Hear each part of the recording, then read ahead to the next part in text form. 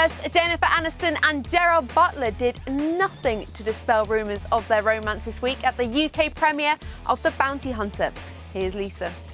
Looking stunning in a Valentino silver mini dress and Louboutin heels, if you were Jennifer Aniston and were rumoured to be dating your hunk of a Scottish co-star, how would you tackle the red carpet at your film's premiere?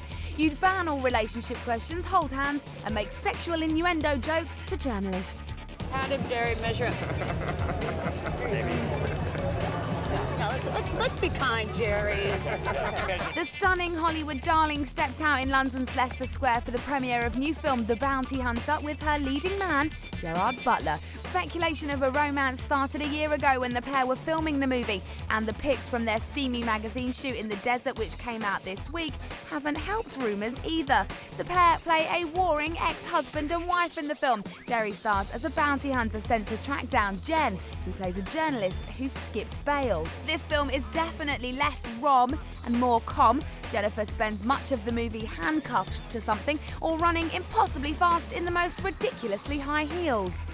I'd soak my feet in ice buckets at the end of the day. There might be some permanent bone damage, but we'll see. Gerard ditches his Scottish lilt in the film, but says he has to because people in the US can't understand him. When I first made a decision in LA, I got to get over this, so I started walking around talking in an American accent, and my buddies were like, "That's awful." And I'm like, "I know it's awful, but I need to get used to making a fool of myself, you know." I never do it willingly. See Mr. Butler just out of the shower and Ms. Aniston looking annoyingly beautiful when The Bounty Hunter is released next week. Next, nobody's perfect. Every bloke is capable of being a massive prat. But we thought Mark Owen could be the exception to the rule. Turns out, not so much. As part of boy band Take That, Mark Owen's kept a fairly clean-cut image, singing lead vocals on songs Babe, Shine and Up All Night. Well, with the last one, he may have been singing from experience. The singer has made a shock confession admitting to cheating on his wife with 10 different women. Just when we thought the John Terry, Ashley Cole and Vernon Kay scandals had started to settle, out comes another celebrity sex revelation. Mark married Emma in a Scottish castle back in October in front of friends and family, including his fellow Take That members. He has now spoken out about his infidelities in a bid to wipe the slate clean and start afresh with his new wife, with whom he has 2 children. In a statement released today, Owen said, "I'm so deeply sorry for the pain my actions have caused my family and friends." He went on to say of his wife, "She loves me and I let her down. I'm really sorry." The boy band star blamed a long battle with booze for his timing. He admits to one ongoing affair with an account manager, which started around the same time he began dating Emma. And his other slip-ups were alcohol-fueled one-night stands that took place while he was on tour with Take That. Now the star says he's looking to make amends, but the shock confessions may prove too much for Emma. This might be 10 mistakes she'll never forget.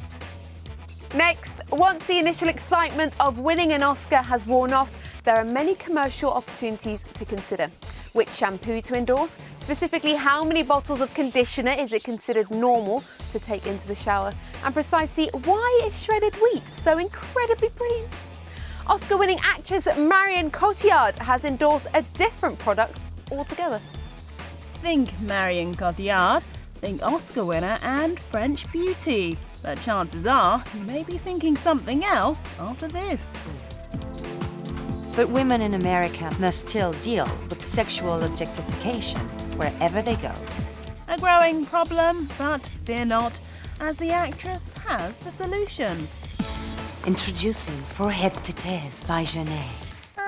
Yes, you did see in here, right? Forehead to Tez are safe. Sadly, this won't be popping up in the break for your favourite programme. It's an online spoof from website funnyordie.com. They were behind a similar stunt with Lindsay Lohan, who fronted a mock dating ad, and they also produced Paris Hilton's bikini-clad presidential campaign vid. This time they're poking fun at the umpteen hair and makeup ads from Cheryl Cole, Frida Pinto and co, who all insist on telling us they're worth it.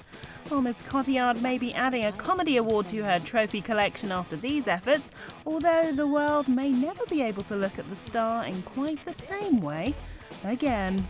Make them almost look you in the eyes. Next, this week's big releases in Movie Buff. Coming up on Movie Buff, One's a hotshot director, the other's a pretty hot actor. Get a load of the latest offering from Scorsese and DiCaprio. It's already taken half of Europe by storm. It's the big screen version of best-selling book The Girl with the Dragon Tattoo. And Matt Damon gets into action in military movie Green Zone. They're fast becoming the new Johnny Depp and Tim Burton. Martin Scorsese and Leonardo DiCaprio are Hollywood's latest dream team. Moving on to movie number 4. Welcome to Shutter Island.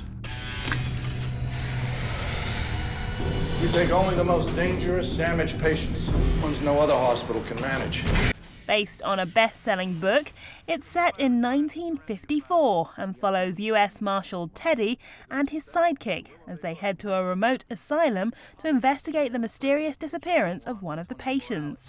Is she considered dangerous? You could say that. It's as if she evaporated straight through the walls. Did she? Well, that would be telling. But before we get to the answer, the Oscar-winning director gives us moody music, creepy camera work, and one twist and turn after another. You can never quite put your finger on what's going on in Shutter Island, but it's been a very interesting film to promote, certainly, because in talking about the sheer aspects of this movie, you realize that you have to let the audience sort of come in with a certain open mind and just go on the ride. I hesitate to say this because it sounds like I'm trying to push people to go into the theater again and again, but on second and third viewing, it will take on different meanings. It really will. The psychological whodunit forces viewers to decipher the real from the unreal and who really is sane and who is not.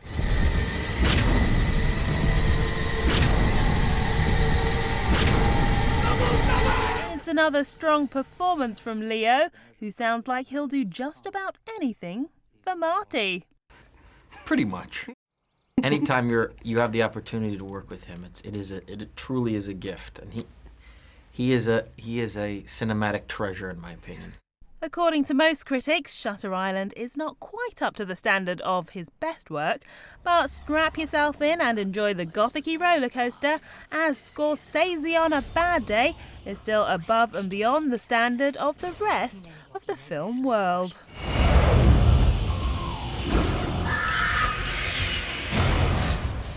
Pull yourself together, Teddy. Her journey has become an international sensation. Her secrets have captivated millions. Eccentric, sexy, mysterious and socially dysfunctional. These are words that all help describe this computer hacking heroine Lisbeth Salander in Stieg Larsson's much celebrated novel The Girl with the Dragon Tattoo.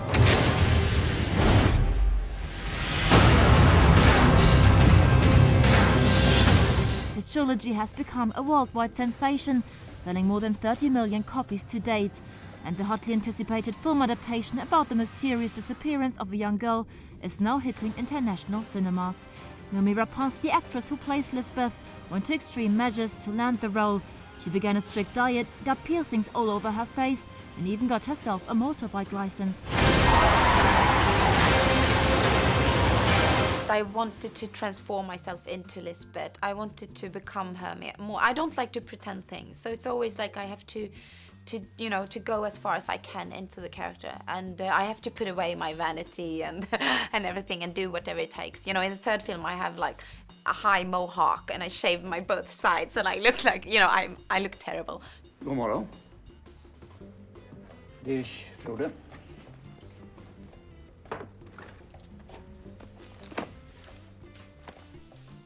Playing Lisbeth Salander has become the role of a lifetime for Noomi, who admits she became quite literally entwined with her character. When she actually lived in me, I was very angry. I felt like everybody was against me, and I think I was pretty aggressive against people around me. But I didn't understand it at the moment, and but I think also Michael Nyqvist, he's very you know, he's very charming and he's very social. He was, you know, in the breaks, he was drinking coffee and talking to the team and to, you know, people who came and wanted autograph. And I was sitting in a corner, drinking coffee and kept to myself and, you know, very, very angry and with, you know, black eyes, so just stay away and don't come near. But it wasn't like a decision. It was more like that Lisbeth was in charge in a way. Which seems to have helped. Rapaz's portrayal of Lisbeth Salander is the winning component in the film. And whilst Hollywood is planning on an English-speaking remake, it's hard to imagine anyone else filling these platform boots. I have something I think you'd be interested in. Matt Damon is reunited with director Paul Greengrass for war thriller Green Zone. Having previously worked on The Bourne Supremacy and The Bourne Ultimatum together, this picture sees Damon return to a physical role. Cue plenty of running, jumping, chasing and fighting. Yes, Matt Damon is back at the centre of the action, and that's exactly where he belongs. The Bourne films were kind of rooted in this paranoia and conspiracy and that type of thing, but they were kind of a fictionalized world, and so we thought, well, why don't we take that same aesthetic and move it into the real world? I thought we were all on the same side. It's a little more complicated than that. Damon's character, Chief Warrant Officer Roy Miller, is based on a real person, Monty Gonzalez, who led the mobile exploitation team Alpha into the first weapons of mass destruction site. Damon says achieving authenticity for his part was helped by Greengrass casting real veterans in the movie. So I had basically 30 technical advisors who were just great, and they were really supportive and helpful and answered all the questions I had. Director Greengrass says he felt the world was ready for a movie about Iraq. Hurt Locker's Oscar Glory proved that theory right. Here, the viewer is treated to a plot that tackles politics in equal measure to tackling life in a war zone. Whether the world is ready for the political spin yet remains to be seen, but needless to say, Bourne fans will not be disappointed. You have no idea what you're dealing with.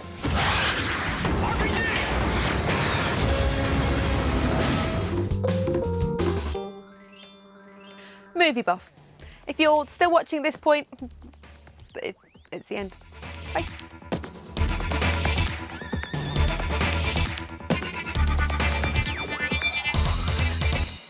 I had some really lovely comments on the YouTube thing. I haven't seen it for ages. What did it say? There was one that is like, Stand back. what was it? Like, wash your hair or something, or Wash your hair. Saw it. I wrote. And then there was one like the teeth in capitals. Yeah, is it Marion Cotillard. Cotillard? Cotillard. Cotillard. I'm doing it in one. Specifically, how many bottles could Because you made a loud noise with your foot. Oscar-winning actress Marion Cotillard has endorsed a different product. What's her name? Cotillard. Cotillard. Cotillard. Cotty. Cotillard. Cotillard. Winning actress Marion Cotillard has endorsed a different product altogether. You seen it? Titties on the head. That's the edit. Thanks.